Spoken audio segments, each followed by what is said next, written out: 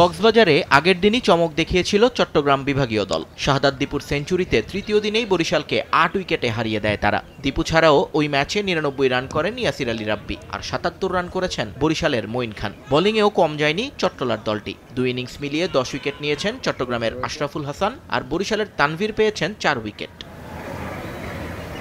তবে চতুর্থ দিনে পুরো আকর্ষণটাই ছিল কি হতে যাচ্ছে কক্সবাজারের একাডেমি মাঠে। যদিও দিন শেষে অমীমাংসিতভাবেই শেষ হয় ম্যাচ। প্রথম ইনিংসে ২২৩ রানে পিছিয়ে পড়ে ফলোঅন করা খুলনা শেষ দিনে ২৯৬ রান করার পর ড্র মেনে নেয় দুই দল। ফলোঅনের পর ধারণা করা হয়েছিল ম্যাচটা বেশ সহজেই জিতে যাবে সিলেটিরা। মূলত অমিত হাসানের ডাবল সেঞ্চুরি এবং আসাদুল্লাহ গালিবের সেঞ্চুরিতে ৪৯৬ রান স্কোরবোর্ডে জমা হওয়ার পর এই ম্যাচের ফল নিয়ে খুব বেশি ভাবেননি কেউ।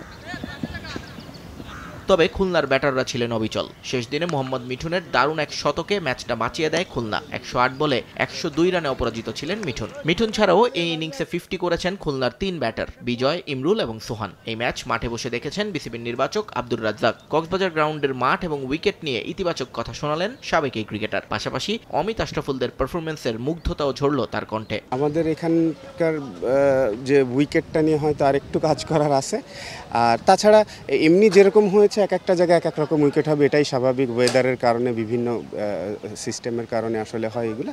তো আমরা খুবই আশাবাদী যে এখান থেকে আমরা মানে এই ওই মাঠটাও যখন ঠিক হয়ে যাবে পুরোপুরি, তো দুইটা মাঠ ঠিক হলে আমাদের আমি 100% শিওর যে এখানে আরও বেশি খেলা হবে। ভবিষ্যৎ নিয়ে অত বেশি চিন্তা করতেছি না, এখন আপাতত এনসিএল খেলতেছি, এখানেই ফোকাসটা রাখতেছি। এদিকে রাজশাহী স্টেডিয়ামের রেজাল্টের থেকেও বেশি আকর্ষণ ছিল ফরহাদ হোসেনকে নিয়ে। ১৯ বছরের প্রথম শ্রেণীর ক্রিকেট ক্যারিয়ারকে আজ এনসিএল এর ম্যাচ দিয়ে বিদায় জানান রাজশাহীর এই ক্রিকেটার। এ সময় তাকে বিশেষ স্মারক উপহার দেওয়া হয় সতীর্থ এবং বিসিবির পক্ষ থেকে। ১৯ বছর আগে যে ভেন্যুতে শুরু করেছিলেন ম্যাচ, ঠিক সেখানেই শেষ করলেন নিজের ক্যারিয়ার। তবে শেষ ম্যাচে জয়ের দেখা পায়নি তার দল রাজশাহী। আকবর আলীর রংপুরের বিপক্ষে ১০১ রানে হেরেছে তারা। তাদেরকে গুড লাক থাকবে, যারা নতুন প্লেয়ার আছে তাদেরকে কংগ্রেচুলেশন জানাবো, তাদের ক্যারিয়ার যেন অনেক বড় হোক।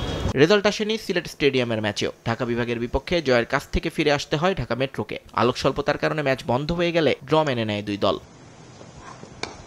তার আগে অবশ্য ম্যাচে বেশ ভালোভাবেই টিকে ছিল মেট্রো। ১৫৭ রানের টার্গেটে ব্যাট করতে নেমে ১৪৮ রানেই ৮ উইকেট হারায় ঢাকা বিভাগ। মেট্রোর হয়ে ৪ উইকেট নেন বাঁহাতি অর্থোডক্স রাকিবুল হাসান এবং ৩ উইকেট পেয়েছেন আবু হায়দার রনি। নিয়ন মুহাইমিন, সময় সংবাদ।